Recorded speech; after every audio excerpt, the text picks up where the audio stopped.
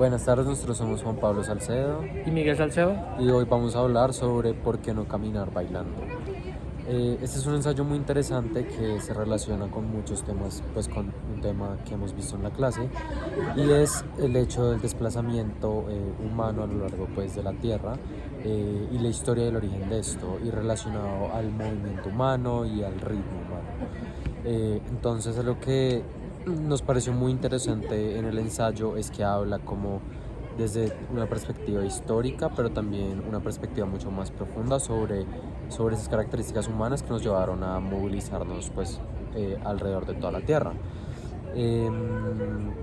Relacionado con la clase, por ejemplo, pudimos notar que hablan un poco sobre estas causas que pudieron llevar al Homo sapiens a moverse de África a otras partes, como lo es la presencia de la mosca tsetse o la presencia, no sé, de algunas amenazas o por temas de supervivencia, y hablan también de los retos que conlleva para el ser humano esta movilización a lo largo de la Tierra y el hecho de caminar de forma dúpeda. Digamos, las diferencias que esto conlleva con caminar de forma cuadrúpeda, y cómo esto moldeó tanto en nuestra morfología, siendo esta en cierta medida como un ejemplo de los cambios que hemos vivido como especie. Entonces se nota, por ejemplo, en el piso pélvico del ser humano, no sé, muestras, no sé, como de los músculos de la espalda, la forma de los pies y de las manos. Algo que me pareció muy importante como de este texto, que resaltó mucho, es el hecho de que hablan sobre cómo este movimiento se ve como una consecuencia de, cuando puede ser la causa de, y no tiene que tener una explicación muy profunda del caso, sino que es algo que es más como inherente del ser humano, y que también parte mucho de la percepción que tenemos del universo y de la vida, del espacio-tiempo, y incluso como lo vemos en otras especies y en el mundo en general, que es un mundo en movimiento, donde todo está en transformación, en movimiento, donde hay color, percepción de sentidos, y que estas percepciones pues cambian dependiendo, pues, del ser o de la biología pues, de cada ser vivo, y que de esa forma como lo percibimos los seres humanos es que podemos relacionar el movimiento como un efecto de, más no como una causa de.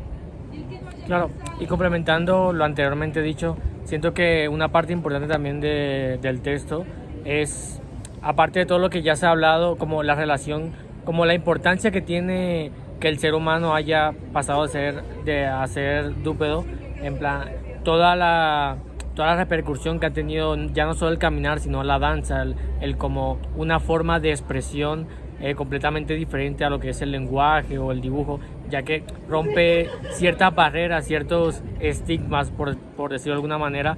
que tienen este tipo de lenguaje, pudiendo unir temas que en un principio podrían parecer inconexos, como pueden ser la poesía con la danza, y como esto nos invita a nosotros a reflexionar un poco más allá, a tener un pensamiento más crítico, ya no solo de nuestro entorno, sino de nuestro propio ser, el cómo transmitimos nuestras emociones, nuestros pensamientos, ya no solo se basan en cómo dibujamos en una pared o cómo dejamos escrito en un papel, sino en el momento, el cómo transmitimos a través de nuestro movimiento, ya no solo para movilizarnos, sino trascendiendo eso, sino intentando romper dichas barreras para poder expresar mucho más que lo que se había hecho anteriormente. Otra cosa que pareció interesante es sobre algunos recursos que se dejaron para el final, como fue la relación entre lo que es la danza con la arquitectura, por ejemplo, el cómo esto modificó los espacios, ya no solo se pensaba en un sitio donde vivir para dormir y comer, sino para actividades más